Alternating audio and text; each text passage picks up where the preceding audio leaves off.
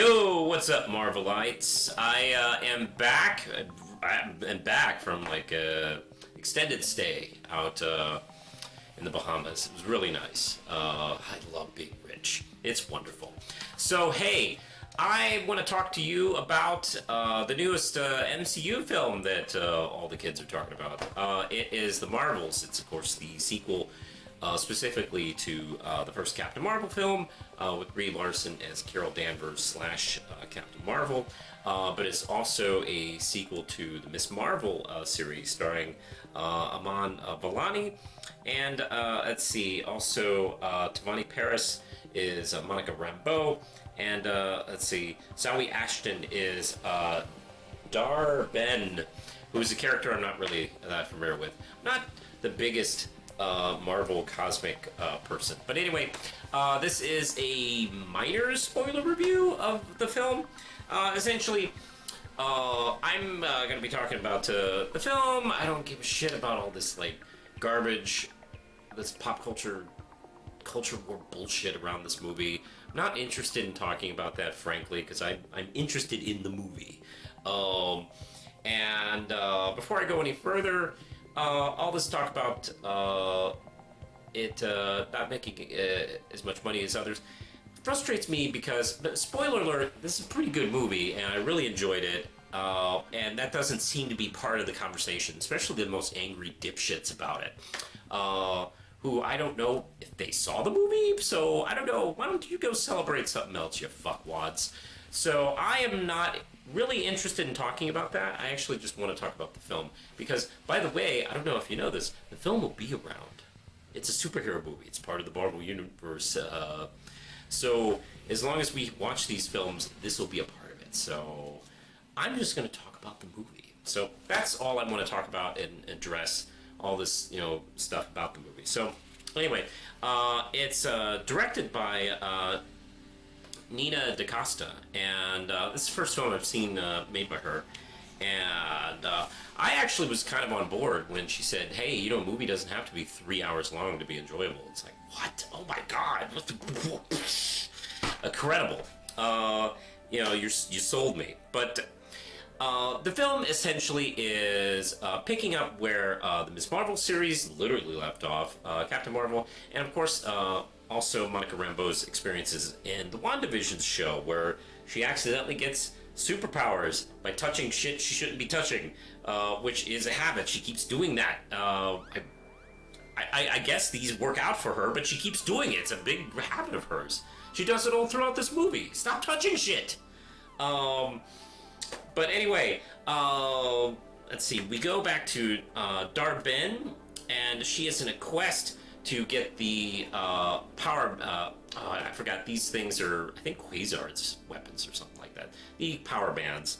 And once she finds one, it starts this weird chain reaction where our three leads keep switching places when they try to use their powers, and specifically the energy powers, not so much flying and shooting and punching and stuff like that, but the energy powers kind of like really kind of like connects it, and they all flip back and forth, which is kind of funny actually.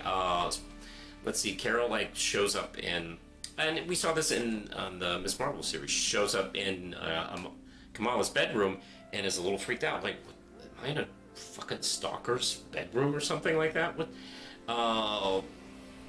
And let's see, we of course like go on and on about their quest about like figuring out how to like solve this problem. Dar-Benn is like really launching an attack on planets that mean a lot to Carol, which she has saved quite a few over the last 30 years.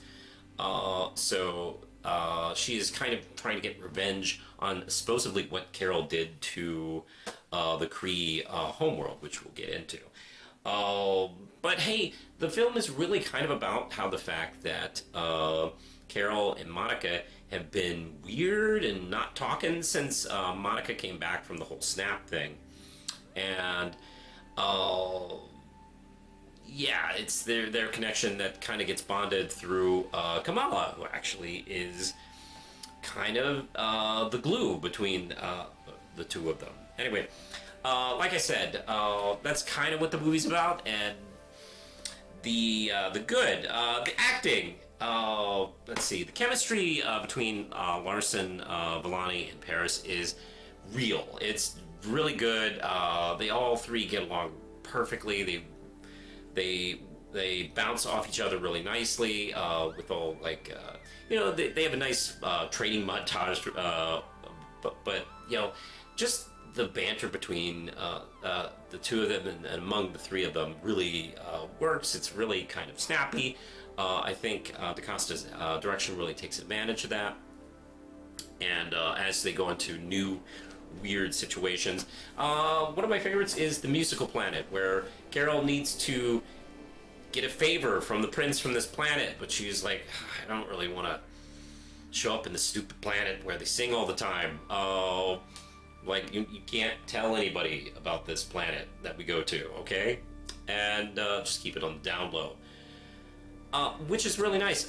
It's actually nice to hear Brie Larson sing, especially as Carol Danvers, which is kind of funny, because Carol's normally kind of stoic and heroic and shit like that, but like, she has to sing in order to talk to this guy. It's almost like Nuvina from Mystery Science Theater. Like, they don't understand you if you don't sing it.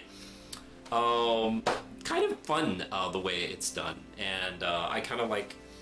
One of the things I like also is Carol has been around for 30 years, going all throughout the universe, having adventures, doing shit, and it kind of like touches on that. Like, oh, she's doing something over here, she's doing something over here, and of course.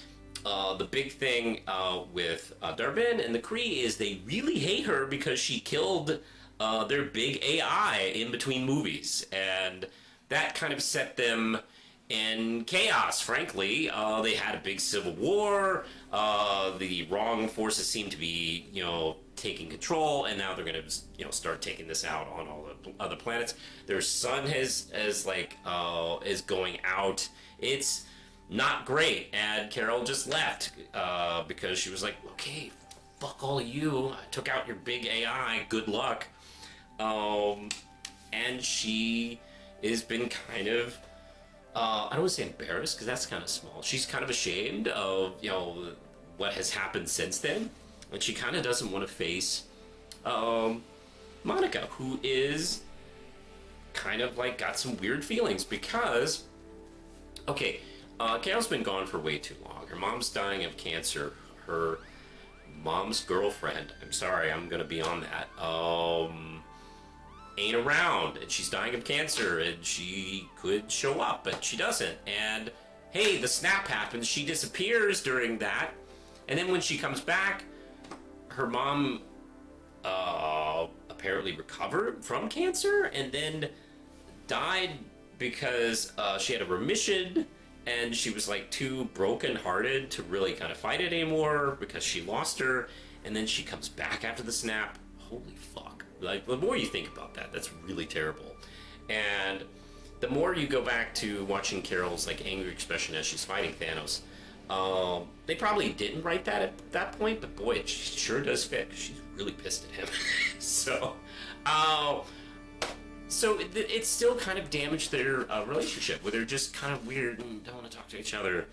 And that's kind of one of the things I like about I kind of figured when I heard that they were putting them together and that there was problems between Monica and Carol, I was like, oh, I know what they're going to be doing, and it's very nicely done, where, hey, Monica is the kid that used to really admire and hero worship Carol, and Kamala is the kid that currently hero worships Carol, and Carol's just in the middle of all that. So that really, it's a nice bit of writing, putting the three of them together. Let's see now. What am I going to do here with the bad? Of course, let's see. Ashton's villain suffers the same problem as a number of MCU villains. She really isn't. The film isn't really about her. The film isn't really about like her anger, her struggle, her philosophy, or anything like that. The film is about the Carol, Monica, and Kamala relationship. That's what the movie's about. Ashton's Dar-Benn is just to get the plot going and just to cause the problem. the film isn't really about her, which is too bad because this is the first time I think I've ever seen Ashton in a movie, and she's pretty good as far as like a menacing figure. She has this nice scary face they take advantage of a couple times. That like, oh man, I wish they would have given her a little more scenery to chew. Because I think she could have like done it, but it's one of those things. It's like that's a kind of typical issue with that. Also, the film does kind of fit into the kind of like it is very like what a lot of people complain about the MCU. The film does kind of like it's not trying to change the game. It is a pretty cut and dry, fun adventure MCU film, and for a lot of people right now, I think they're kind of waiting to see if the MCU does anything different. This is pretty much like dependable MCU type of film, which I guess can be an issue with some people, not really bothering me. Actually, I'll be honest. Halfway through the movie, I was thinking, man, this kind of reminds me of a Star Trek movie. Not the show, one of the films. Like, the late 80s, 90s Star Trek films. I don't know, it just gives me that kind of vibe. And in a good way, by the way, I should mention. So anyway, final thoughts. I really enjoyed this film. I think it's better than the first Captain Marvel. It has a little bit more personality and style. You do get to see Carol interact and bounce off more people. I didn't even mention, like, Kamala's family. Kamala's family is fantastic. They bring a lot of, like, reality and relatability to this family who get thrown in a fucking crazy situation, and they really do, even in a space station filled with alien characters running around, they do kind of ground the situation, and they never lose their dignity in any of that. It's really like a really good testament on the writing and acting of their characters. I've really enjoyed them. And I do hope it's kind of up in the air on if we'll ever get to see like a second season of Miss Marvel. I don't know. I would hope so, because these characters, I actually kind of like the MCU version of the Khan family a little bit more than the regular Prime comic, because I don't know, they're just a little bit more entertaining, frankly. But I really dig them a lot. So yeah, I'm gonna give this film like a strong 4 out of 5 Ram chips. It's still in theaters as I speak. I do recommend checking it out. Probably a lot of people hit it up on streaming once it hits Disney Plus. I don't know how much physical media there will be in the future as I speak right now, but I don't know. I think it's worth a buy. It's worth checking out on streaming, and it's worth a Friday night at the movies. I think it's pretty good. There is, of course, a stinger. I'm not going to really talk about it, even though I think right now I could probably talk about it, but frankly, it was, there's really no need to analyze it, frankly. It kind of is what it is. Going into the movie, I knew something like this was going to happen, and to me, it was either going to be Fantastic Four or X-Men, or hey, cool, maybe both. Maybe Reed and Storm will be hanging out in a scene, but that didn't happen.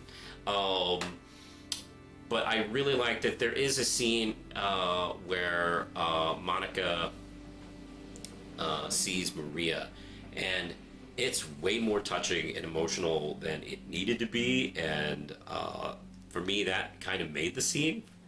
Frankly, it gave it a little bit more weight for me than a lot of, hey, it's that character kind of stingers. But I would definitely check it out. And also, no, I'll just say, I just won't really talk about anybody else who shows up in that. It's pretty nice. So, hey, I liked it. I thought it was pretty good. But then again, I'm a big Captain Marvel, Miss Marvel fan anyway, so I was kind of an easy sell on this. So, hey, what did you, the folks at home, have you seen the movie? You probably should see the movie. Give it a chance. Check it out. It's a lot of fun. I'm going to give it a strong 4 out of 5 RAM chips. It's worth a shot. Let me know in the comments below what you thought. You can click the notification bell, and for all, if that still does anything, I don't know. Man, I'm really kind of indifferent today. Like, hey, do whatever you want. You can click the notification bell, subscribe to me. I'm the Romanos, and you can find me on a bunch of social media shit. I'm at like, I don't know, like still Facebook. I'm on Blue Sky, Threads, Instagram, and you can support this channel and Manos Publishing. Just $1 a month. That's a deal. Over at Patreon. And don't forget, Red Knight 7 is now out in print and digital over on Manos Publishing. So I think that's it for now. Next time I'm finally going to get to that dollar store comic I was reviewing. I've written a review for it, so I'm going to record it sometime this week. So finally get to talk about that and get it out of my life. All right, I'm going to hit going, so push the button, Lindsay.